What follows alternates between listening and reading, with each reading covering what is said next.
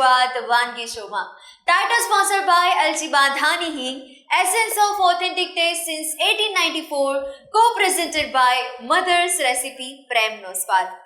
મેં આપણે પહેલાં જણાવ્યું એ જ અનુસાર આજે છે ને બંને રેસિપી સેવમાંથી જ બનવાની છે. આપણે પહેલી રેસિપી તો જોઈ સેવ રોલ, અને હવે જે બીજી રેસિપી અમારા મહેમાન લઈને આવ્યા છે ને એ છે સેવની મિરંજ.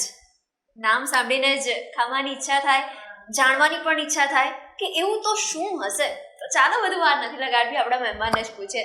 શિલ્પાબેન, સેવ બિરંજ એટલે મીઠી સેવ કહી શકાય આપણે, એ લઈને તમે આવ્યા છો. ઇન્ગ્રીડિયન્ટ્સ જોઈ શકીએ છીએ આપણે, થોડાક જ ઇન્ગ્રીડિયન્ટ્સ છે, અને ઇન્ગ્રીડિયન્ટ્સ પરથી હું કહી શકું કે બહુ ઇઝી રીત હોઈ શકે. બહુ ઇઝી છે, તો કોઈ પણ બનાવી લેશે. અચ્છા, વાહ, તમે પણ બનાવી જ લેશો. ઓકે. તો એની માટે આપણે વર્મિસેલી સેવ જોઈશે, જે બજારમાં અવેલેબલ હોય છે. સેવૈયા બનાવવા માટેની હોય છે.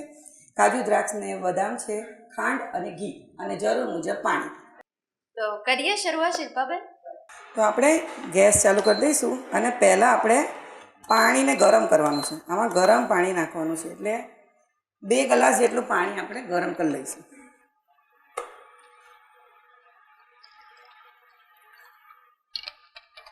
થોડું ગરમ થાય તપ ત્યાં સુધી કરશું, અને પછી બીજી પ્રોસેસ કરશું. તો આપણે પાણી થોડું ગરમ થઈ ગયું છે, તો આપણે એને બાઉલમાં લઈ લઈશું. અને હવે ફરી ગેસ ચાલુ કરી દઈશું. ઘી લઈ લેવાનું છે, 4 ચમચી જેટલું ઘી લઈ લઈશું.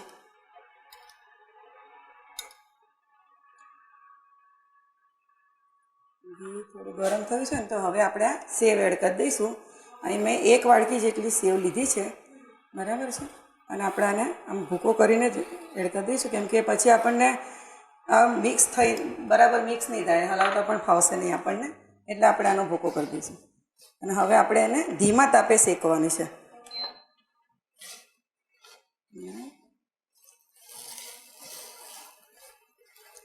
લાઇટ ગોલ્ડન કલરની થાય ને ત્યાં સુધી આપણે આને શેકીશું.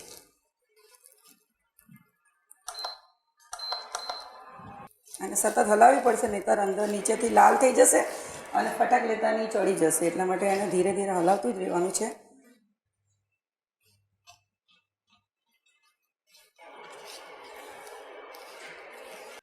તો શિલ્પાબેન, હું જોઈ શકું છું કે આપણે ડ્રાયફ્રૂટ્સમાં બદામ ને કાજુ લીધા છે.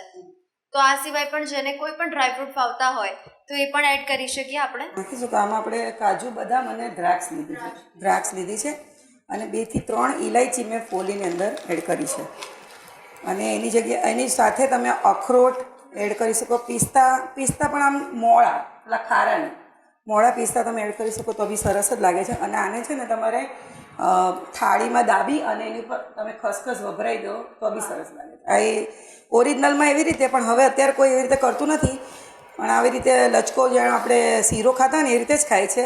બાકી આની એક ટ્રીક છે કે ભાઈ તમે થાળીમાં દબાઈ અને એની ઉપર ખસખસ પાથરી દો અને પછી પીસીસ કરો.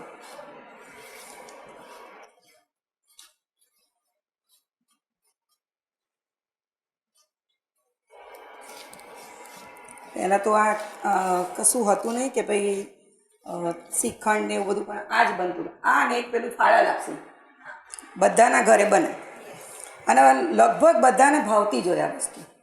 કોઈ એવું નહીં હોય કે જેને આ સેવ નથી ભાવતી. અને એમાં પણ જો મીઠી સેવ મળી જાય તો એ બધાની ફેવરેટ હોય ઓલમોસ્ટ. બહુ જ ભાવે છે બધાને, અને અમારા ઘરમાં તો બધાને જ ભાવે છે. અને પેલું ફાળા લાપસી એ વધારે ભાવે છે. શ્રીખંડને એવું આમે જો ખાઓ તો તમને ઉધરસ તો થઈ જ જવાની છે. આ એકદમ સારું પડે છે, ઘરનું હોય અને વ્યવસ્થિત, બહુ સરસ. અને આપણને ખબર છે કે આપણે શું એની અંદર એડ કર્યું છે. એટલે શિલ્પાબેન, સાંજે ડિનરમાં જો શાક ભાખરી હોય ને એની સાથે પણ આપણે આ મીઠી સેવ લઈએ ને તો પણ આપણને મજા આવે. મજા આવી જાય. એક પ્લેટ કરી દઈએ કે ભાઈ શાક, રોટલી, પછી આ સેવ અને થોડા ભજીયા, પૂરું ખાવાનું, બધું મેચિંગ.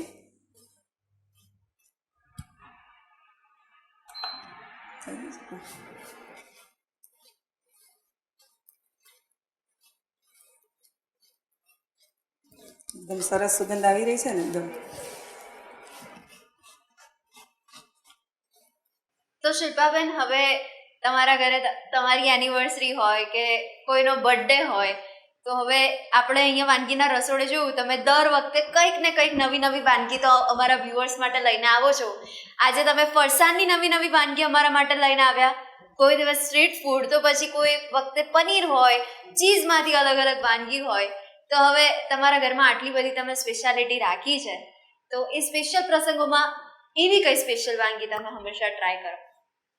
હું ટ્રાય કરું વધારે પડતો ફ્રૂટ સલાડ, બહુ જ સરસ બને ફ્રૂટ સલાડ, અને મારા બંને દીકરાઓને ખૂબ જ ભાવે છે ફ્રૂટ સલાડ. અને ભજીયામાં તો મિક્સ ભજીયા હોય, પછી મરચાંના ભજીયા હોય, એ બધું. અને વેરાયટીમાં તો પંજાબી. પહેલાં એવું હતું કે મને પંજાબી બનાવતા આવડતું જ નહોતું, તો પછી અમારા ઘરમાં બધા ખાવાના શોખીન છે, A to Z વસ્તુ છે કે બધા ખાવાના શોખીન છે. તો પછી હવે એવું થયું કે ભાઈ કેટલી બધી વાનગી બનાવું છું, મને બી યાદ નથી કે કેટલું બનાવી જ કરું છું. એટલે ઘણી બધી વાનગી બનાવું છું જે ઘરે. એક ખાલી ટ્રાય નથી કરતી ને, તો ચાઇનીઝમાં બહુ નથી કરતી, મને ખુદને નથી ભાવતું, એટલે ચાઇનીઝ ઓછું બનાવું છું. બાકી પંજાબી, મારવાડી, ગુજરાતી બધું, દાળ બાટી, બાફલા બાટી બધું બને, બહુ સરસ બને આને બધું. અને એનિવર્સરી ઉપર અમારું ફિક્સ જ છે કે ભાઈ પૂરણપોળી બનાવવાની. શું વાત છે! પૂરણપોળી અમારે મારા મિસ્ટરને બહુ જ ભાવે છે, એટલે પૂરણપોળી તો અમારે બને છે. હવે આપણા સેવ શેકાઈ ગઈ છે, બરાબર છે. હવે આપણે જે પાણી ગરમ કર્યું છે ને, એ આપણે એની અંદર એડ કરી દઈશું.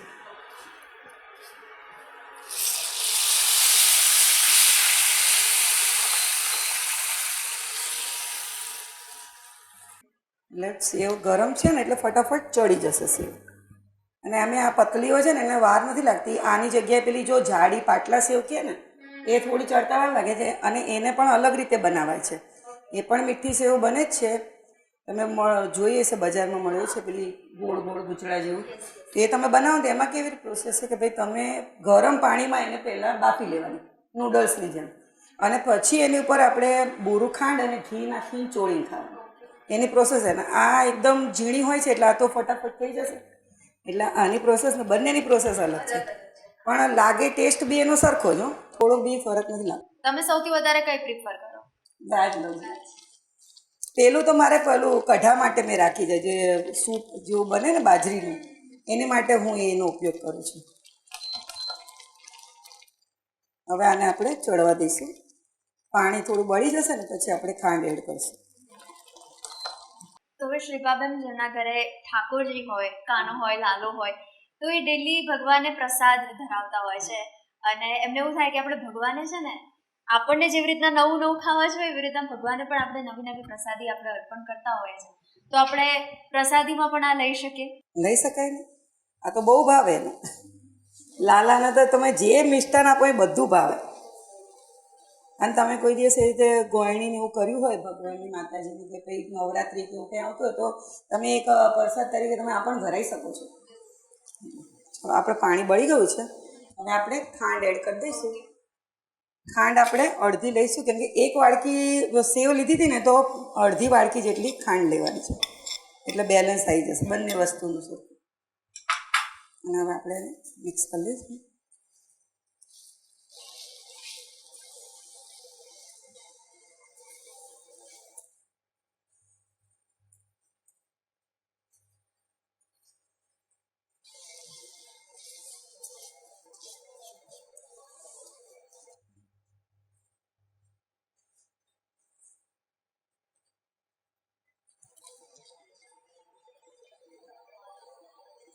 આપણે થોડા ડ્રાયફ્રૂટ અત્યારે જ એડ કરી દઈશું એટલે થોડા પોચા થઈ જાય, બરાબર. થોડા ઉપર ગાર્નિશિંગ માટે રાખીશું. અને હવે આપણે આને ખાંડનું પાણી જ્યાં સુધી બળે નહીં ને, લચકા જેવું થઈ ના જાય ને ત્યાં સુધી આપણે એને થવા દઈશું. શિલ્પાબેન, આપણે અત્યારે એવું જોઈ શકીએ કે રાજગરાનો જે શીરો હોય ને, એ જ ટાઈપનો આપણે કલર અહીંયા જોઈ શકીએ છીએ. એના જેવો જ લાગે છે. અને હવે તો જો કે નવરાત્રિ પણ આવી જ રહી છે, ચૈત્ર નવરાત્રિ. તો તમે ફરાળમાં તો શીરો હોય, રાજગરાનો, કઢી હોય, સિંગોડાના લોટની, મોરૈયો બધું, અને સાબુદાણા વડા ચાટ બેસ્ટ લાગે છે. અમારે કહેવું પડે કે ભાઈ તમે એકટાણા ઉપવાસ કરશો નહીં, કારણ કે જે આ વસ્તુ છે ને એ બનાવવામાં અઘરી પડી જાય છે એટલા માટે. એટલે બહુ જ સરસ લાગે છે સાબુદાણા વડા ચાટ. તમે ટ્રાય કરજો એક વખત, બરાબર, બહુ ફાઇન લાગે છે. બફળાને એવું તો હવે ખાઈને પીને આપણે બેસી ગયા, નોર્મલ થઈ ગયું, પણ આ સાબુદાણા વડા ચાટ છે. પછી તમે પીઝા બી બહુ સરસ બને છે, બેસ ઘરે જ બનાવવાનું આપણે, બહુ ફાઇન બને છે. ફરાળી પાત્રા સરસ બને છે. એમાં શ્રાવણ મહિનો જે કરે છે ને એની માટે જ કરે છે કે ભાઈ ન તો નવી અમારે ફરાળી આઈટમ ખાવા મળે. તો તમને જમવામાં વધારે શું ભાવે? તો હવે હું પણ એકદમ ફૂડી છું, મને પણ ખાવાનો ખૂબ જ શોખ છે, એટલે મને પંજાબી ફૂડ સૌથી વધારે ભાવે છે. તો મારે તમને ઇન્વિટેશન આપવું પડશે. બધા એમ કહે છે કે હું દાલ મખની બહુ સરસ બનાવું છું, તો તમે જરૂર આવજો. ચોક્કસ.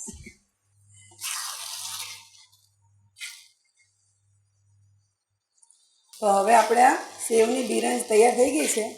એને સાઇન છે કે જે પેન છોડવા માંડશે તરત, જો ઘી છૂટું પડવા માંડશે, એનો મતલબ એમ કે આ થઈ ગઈ છે. હવે આપણે એને સર્વ કરી દઈશું.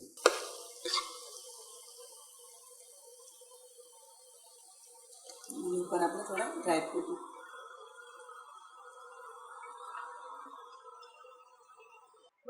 તો તૈયાર છે સેવની બિરંજ.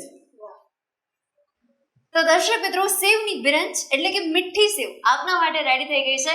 તો આ રેસીપી પણ વ્યુઅર સુધી પહોંચાડવા માટે થેન્ક યુ સો મચ. તો દર્શક મિત્રો, આ પણ તમે અચૂકપણે ટ્રાય કરજો, ચોક્કસથી તમને ભાવશે એવી આશા. તો દોસ્તો, ટ્રાય કરીને અમને જરૂરથી જણાવજો કે કેવી બની હતી સેવની બિરંજ. તો દર્શક મિત્રો, શું તમને પણ કુકિંગનો શોખ છે, કુકિંગનો ઇન્ટરેસ્ટ છે, કુકિંગનું પેશન છે? તો તમે પણ બની શકો છો અમારા મહેમાન. હવે એના માટે તમારે તમારું નામ, શહેરનું નામ, રેસીપીનું નામ, રેસીપીનો ફોટો અમને મોકલી આપવાનો છે. અમારી ટીમ આપનો સંપર્ક કરશે. અને હા, અત્યારે ટીવી સ્ક્રીન પર તમે એક નંબર પણ જોઈ શકો છો, અને એના પર કોલ કરીને તમે રજીસ્ટ્રેશન કરાવી શકો છો. તો દોસ્તો, આપણે મળીએ છીએ નેક્સ્ટ એપિસોડમાં અઢળક વાતોની સાથે. વાનગીની સફરને માણવાનું ચૂકતા નહીં, પણ હાલ મને રજા આપશો. Title sponsored by LG Bandhani Hing, Essence of Authentic Taste since 1894, co-presented by Mother's Recipe, Prem Noswat. Goodbye. સેવની બિરંજ બનાવવાની સામગ્રી: સેવ, ખાંડ, કાજુ, દ્રાક્ષ, બદામ, ઇલાયચી, ઘી.